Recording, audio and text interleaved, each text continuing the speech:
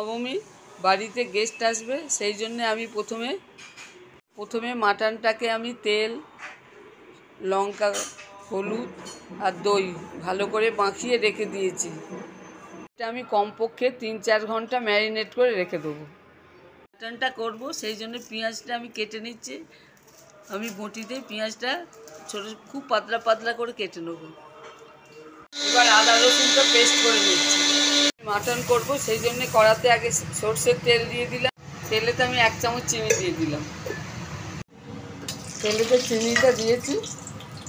চিনিটা একটু ক্যারামেল হলে আমি দেবো গরম মশলার ফোড়ন।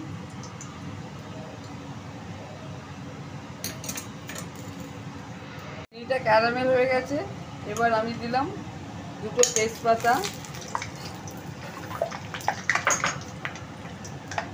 4-6টা দালচিনি, 10টা ছোটো এলাচ আর লবঙ্গ। এবার পেঁয়াজটা দিয়ে দিচ্ছি।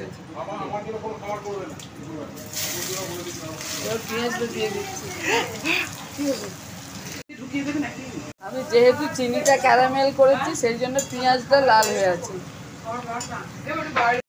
পেঁয়াজটা ভাজা হয়ে গেছে, এবার এতে দেবো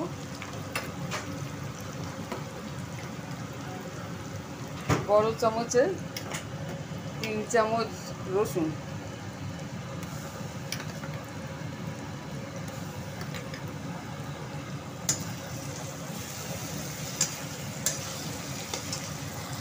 চার চামচ আদা বাটা,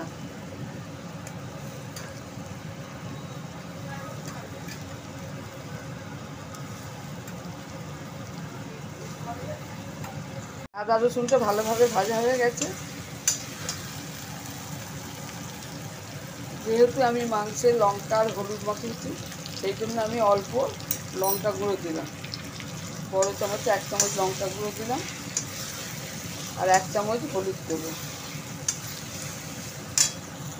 মশলাটা খুব ভালোভাবে কষা হয়ে গেছে, এবার দিয়ে দিলাম মাংস।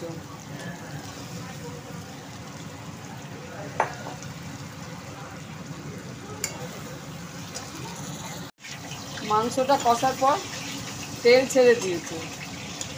এটা একটু অনেকক্ষণ ধরে মাংসটাকে কষতে হবে যাতে কোনো জল না থাকে। খুব ভালো করে কষে নিয়েছি, একদম মাংসে কোনো জল নেই, মাংসে তেল ছেড়ে দিয়েছে। এবার আমি এতে দেবো গরম জল। আমি এটাকে কড়াতেই তৈরি করব মাংসটা। আমি 6-7 ঘন্টা ম্যারিনেট করে রেখেছিলাম, যার জন্য মাংসটা খুব ভালোভাবে সিদ্ধ হয়ে যাচ্ছে। এবার গরম জল দেবো। এবার মাংসটাকে খুব ভালোভাবে কষিয়ে নিয়েছি, তেল ছেড়ে যাচ্ছে। এবার এতে আমি গরম জল দেবো দিয়েছি, এবার গরম জল ঢেলে দিলাম।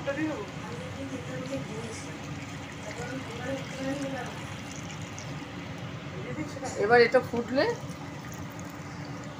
আমি এটা কুকারে করব না, এটা কড়াতেই করব। ফুটলে চাপা দিয়ে রাখবো।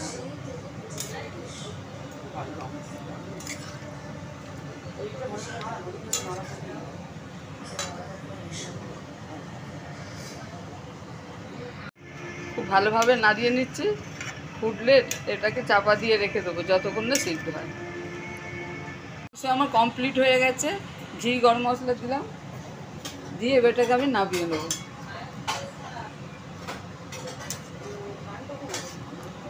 আমার মাটন রেডি হয়ে গেছে। যদি এই রেসিপি আপনাদের ভালো লাগে শেয়ার করবেন, সাবস্ক্রাইব করবেন।